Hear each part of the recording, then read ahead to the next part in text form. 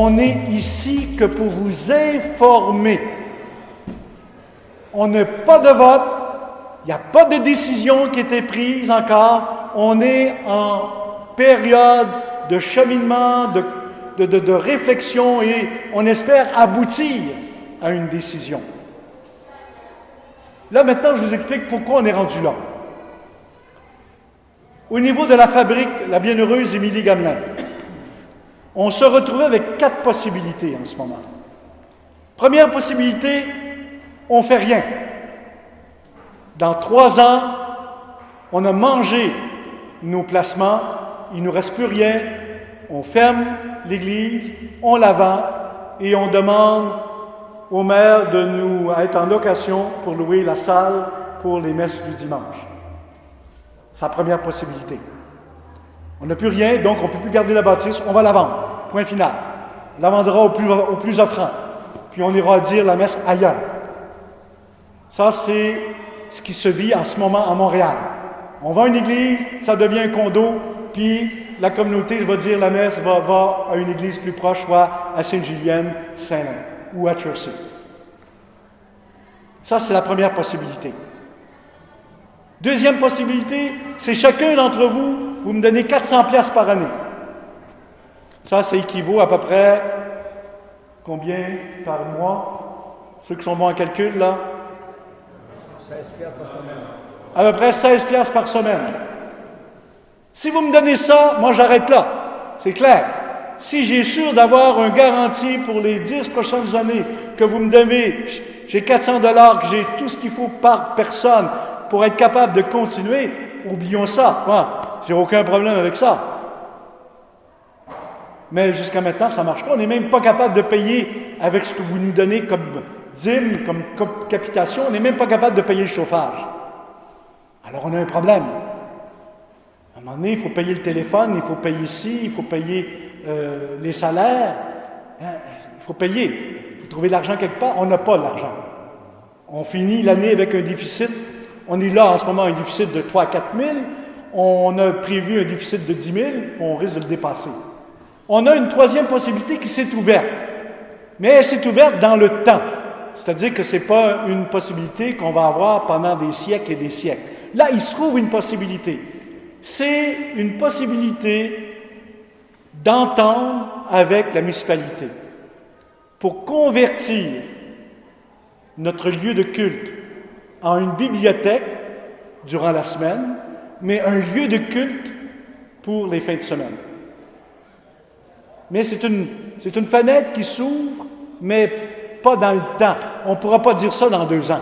C'est maintenant, c'est comme le train qui passe. On prend le train ou on ne le prend pas. Ça, c'est clair. Il y a une 4e possibilité, c'est celle que je ne connais pas encore. Parce que je laisse toujours une porte ouverte. Il peut arriver quelqu'un avec un coup de génie, là, puis qui dit, paf, qui vient de régler tous mes problèmes. Mais je laisse la porte ouverte. Mais pour l'instant, là, je suis là. Comme M. Pierre vient de le dire, effectivement, il n'y a aucune entente de signer avec personne, ni de notre côté, ni du leur. Moi aussi, j'ai du travail à faire au niveau de la municipalité. En fait, ce qu'on travaille actuellement, c'est un accord de principe. Est-ce qu'on s'entend sur les grandes lignes? Est-ce que c'est ça qu'on souhaite? Mais par la suite, il y a un paquet de démarches légaux, des démarches légales qui doivent être faites pour officialiser tout ça, si jamais tout le monde est d'accord. J'aimerais ça juste peut-être reculer un petit peu parce que moi aussi j'ai lu un paquet de commentaires sur Facebook de toutes sortes sur ce projet-là. Juste pour vous informer, les gens qui racontent que la municipalité a acheté le presbytère d'abord, dans le but de faire une bibliothèque. Arrêtez de dire ça, c'est des menteries. La municipalité a acheté le presbytère pour pas que ça se ramasse dans les mains de n'importe qui puis qu'il se fasse n'importe quoi à côté de l'église puis dans le périmètre public. C'est pour ça qu'on a acheté le presbytère. Et des options pour le presbytère, il y en a plus d'une. Oui, il y a l'idée de la bibliothèque et cette... Allô, je suis là? Allô? Donc, on a acheté le presbytère avec différentes options. Il y a l'option de déménager la bibliothèque. Il y a aussi l'option d'une clinique médicale, parce qu'il y a des médecins qui s'en viennent à Saint-Calix, il faut les loger quelque part. Il y a l'option aussi de mettre, j'ai plusieurs organismes qui cherchent des locaux, on a des locaux disponibles à côté. Il y a différentes options qui existent. On n'est pas pris avec le presbytère, rassurez-vous. Pour les autres qui racontent qu'on a payé ça 500 000 puis 1 million, on a payé ça 150 000. Puis une fois qu'ils ont réparé le toit, il n'en reste plus bien dans le compte de banque. C'est pour ça que dans 3 ans, ils n'auront plus d'argent pour tenir l'Église. Est-ce que ça fait le tour un peu de l'idée du presbytère? En fait, je pense que ce qu'il ne faut jamais oublier, c'est que la ville de Saint-Calix, c'est pas Louis-Charles Toin puis c'est pas le conseil municipal. La ville de Saint-Calix, c'est nous tous.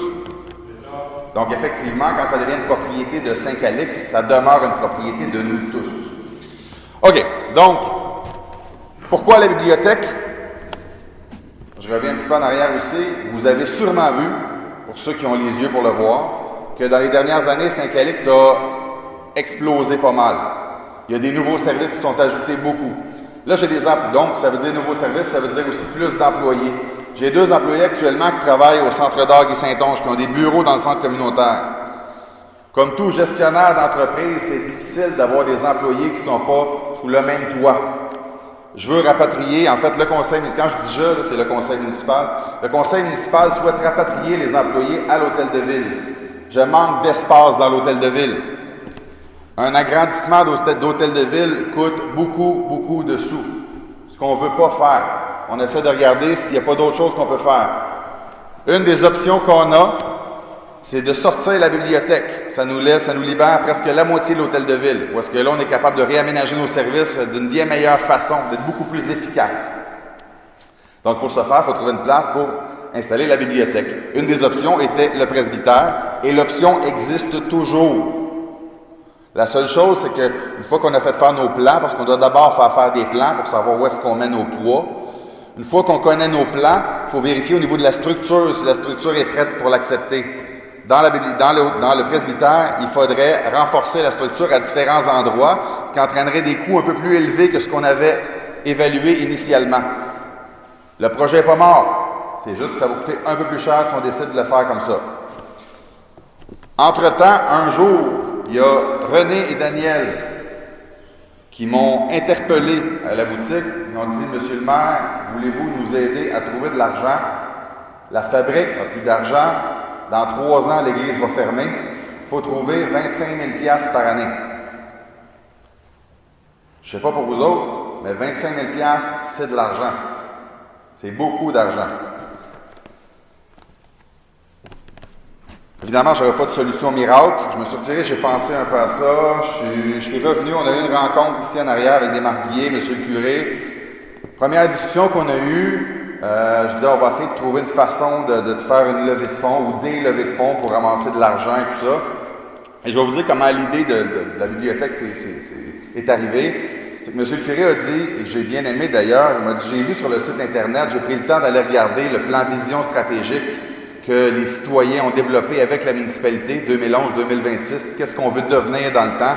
On veut devenir un pôle d'attrait récréo-touristique appuyé par 600 ou 800 citoyens qui ont participé à cette démarche-là, qui bien sûr ne fait pas plaisir à tout le monde, mais qui a été faite en consultation publique avec les citoyens. M. le curé a dit, j'ai regardé ça, et j'ai une idée. J'ai le goût que l'Église participe tout ça avec vous autres. Il dit, je pense qu'on pourrait enlever les séries de bancs des 2 côtés, puis on pourrait mettre des toiles la fin de semaine. Les artistes pourraient exposer et on pourrait faire des portes ouvertes à l'église. Les gens pourraient venir voir ça. J'ai dit, c'est merveilleux que vous vouliez vous joindre à l'aventure récréative et touristique de la municipalité. Toutefois, ça ne rapporte rien, ça. C'est le fun, c'est beau, puis je l'apprécie, mais ça ne rapporte pas. Et là, on n'a pas un problème pour attirer du monde, on a un problème pour attirer de l'argent. Je suis reparti de là, en sachant maintenant que les bancs du côté pouvaient éventuellement être enlevés. Là, on s'est mis à réfléchir à ça et j'ai appelé mon architecte. Dominique Laroche, je vais vous le présenter, Dominique. Dominique Laroche, qui est un architecte de renom, il est excellent. Vous pouvez le retrouver dans plusieurs revues d'architecture importantes nationales. Dominique fait du travail sincèrement exceptionnel. J'ai parlé à Dominique, on a regardé un petit peu, on a pensé au projet, je pense, et ensemble, ce que je lui ai dit, je lui ai dit, écoute, là, je n'ai pas parlé au conseil municipal, On n'a pas parlé au marquis, vraiment, on n'a pas parlé à personne, mais j'ai cette idée-là. Moi, je sais qu'il y a un problème d'argent, je sais qu'on ne voit pas de solution à court terme. Qu'est-ce que tu en penses si on envoyait la bibliothèque dans l'église? Il a dit, écoute, bref, on a discuté ensemble, c'est un projet qui pourrait être génial, parce que ça existe, vous le savez, des églises qui ont été converties en bibliothèque, mais qui ne sont plus églises. Là, d'avoir un projet ici qui serait deux usages, n'oubliez pas que l'église ici, au-delà du lieu de culte, là, c'est un bâtiment qui est libre 95% du temps. On l'utilise quand il y a des messes, quand il y a un baptême, un mariage, un décès, mais le reste du temps, c'est vide. Il faut le chauffer, il faut s'en occuper quand même. Donc, on disait peut-être qu'on pourrait prendre le temps qui n'est pas utilisé par l'Église, puis rentabiliser ce bâtiment-là. Et donc, avec Dominique, j'ai dit ce qu'on va faire. Je vais parler d'abord au conseil municipal, que vous savez que je suis toujours seulement que le facteur. Moi, j'amène les nouvelles, les bonnes ou les moins bonnes, et ceux qui décident, c'est le conseil municipal. Donc, je me suis assis avec mes conseillers. On a discuté du projet. J'ai dit ce que je vous demande un petit budget, 3-4 000 $, pour être capable de faire des plans préliminaires, voir si ça a de l'allure, ça marche-tu avec les fenêtres et tout ça, y a-t-il moyen d'organiser ça sans défigurer l'église, qu'est-ce qu'on pourrait faire? Et donc le conseil municipal, dans sa grande sagesse, on dit effectivement, vas-y Louis-Charles, va chercher des plans, ramène-nous ça. On a fait faire des plans qu'on va vous présenter ce matin. J'ai ramené ça au conseil municipal. Les genoux leur ont plié. Ils ont capoté. Ils ont trouvé que c'était vraiment beau. Ça a été la première étape. J'ai dit donc, si vous autres, vous trouvez ça beau, si vous autres, vous trouvez ça intéressant, maintenant, on va aller le présenter à M. le curé et à l'équipe de la fabrique. Ce qu'on a fait, deuxième étape. Je pense que les genoux les ont pliés à eux autres aussi. Quand ils ont vu les plans, ils ont dit « Wow! » Pourquoi on a fait faire des plans au lieu de juste vous parler, là? Parce qu'une image vaut 1000 mots. Parce que quand tu vois, c'est beaucoup plus facile de comprendre. Surtout dans un dossier qui est émotif comme ça. Donc, on a fait faire les plans. Une fois que les plans étaient présentés à l'Église, la fabrique a passé une résolution qui donne une résolution d'intention, en fait. Je trouve que ce serait une bonne idée qu'on trouve un terrain d'entente pour qu'on puisse faire réaliser le projet que la municipalité leur a présenté. Troisième étape, on est allé voir l'évêque, Monseigneur Lucier, il y a 2 semaines, 1 semaine et demie. On a eu un accueil exceptionnel. Je pense qu'on lui a scié les genoux à lui aussi. Je pense que l'évêque a trouvé ça vraiment très beau. Il était, n'est-ce pas, il était très expressif. Je pense qu'il a vraiment apprécié. Il trouvait que c'était un très beau projet. Il nous a dit que probablement que ça donnerait exemple pour plusieurs autres communautés dans l'avenir. Bref, on a un beau projet à vous présenter. Bien sûr, il y aura des coûts. Si on décide de faire ces travaux-là, il y aura des coûts. Ils ne sont pas terminés. Première étape, là, c'est de voir les plans. Deuxième étape, les présenter au conseil. Troisième étape, présenter à la fabrique. Quatrième étape, le présenter à l'évêque. Cinquième étape, on vous informe aujourd'hui. Si, là, nous autres, là, on sent que tout le monde a de l'air à vouloir se marier, là, ça a l'air à bien aller, il faut on a des frais supplémentaires à mettre. Parce que comme on a fait au presbytère, il va falloir faire la même chose ici. Il va falloir faire une analyse de structure pour s'assurer que la structure aussi est capable de le prendre. C'est pesant, des poids de livres, des livres, là, c'est pesant. Donc, il faut s'assurer que le poids va le prendre. On pense que ça va être bien ici. On a déjà vérifié dans le sous-sol, mais on va s'assurer quand même avec un ingénieur pour être sûr que c'est bon. Mais on ne va pas commencer à investir trop de frais si on n'est pas certain que tout le monde va aller vers l'avant, si on n'est pas au moins un accord de principe sérieux. Donc, on est là, c'est pour ça qu'on vous rencontre aujourd'hui. Je vous répète, juste que ça soit bien clair pour tout le monde, il n'y a rien d'entendu, de convenu. Tout peut changer demain matin. Moi, je pense que même si demain matin, il y a un donateur qui arriverait de nulle part, qui donnerait 25 000 à l'Église à chaque année pour les 25 prochaines années, vous pourriez être autonome. À mon avis, savez-vous quoi? On devrait faire ce projet-là quand même. Parce qu'il ne fait pas juste sauver 25 000, il est exceptionnel pour la communauté. Ça va amener beaucoup de monde à l'Église qui ne venaient pas à l'Église, qui vont peut-être découvrir ce lieu-là exceptionnel qu'on a, nous, à Saint-Calixte. Là, on va rentrer dans le vif du sujet. Vous reconnaissez maintenant la forme de l'Église, bien sûr. Je vous donne les couleurs. Ça, c'est le deuxième étage. On est au premier étage, c'est au rez-de-chaussée. Tout ce qui est en jaune demeure en mode Église en tout temps. Tout ce qui est en bleu ciel demeure en mode bibliothèque en tout temps. Tout ce qui est vert, quand on est en mode église, en fait, tout ça devient jaune. Et quand on est en mode bibliothèque, cette partie-là devrait devenir bleu pâle. Est-ce que vous me suivez jusque-là? OK. Ça, c'est le jubé. Ici, ce côté-ci, là, il y a une petite aile qui va être ajoutée. On va allonger un petit peu la mezzanine. Pour votre information, si on décide de faire les travaux, la mezzanine devrait être refaite au complet. Elle est dangereuse actuellement. C'est obligatoire, il faut la refaire 100%.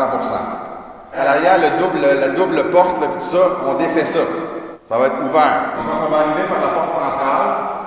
À droite et à gauche, il va y avoir des comptoirs. Un comptoir de bibliothèque et le comptoir du bureau de la directrice de la bibliothèque. Dans le coin, les deux portes extérieures aussi, chaque côté, vont demeurer. La porte de ce côté-là sera l'entrée des employés. On voit ici, il y a le petit local des employés ici, de la bibliothèque. À côté, il y a l'endroit pour l'Internet. Ici, tout le long, là, il y aura des étagères pour les livres, intérieur, extérieur. En fait, c'est juste l'autre côté des colonnes bleues, les colonnes avec les bases bleues qu'on voit des deux côtés. Il y aura un muret tout le long et il y aura des livres dans ça.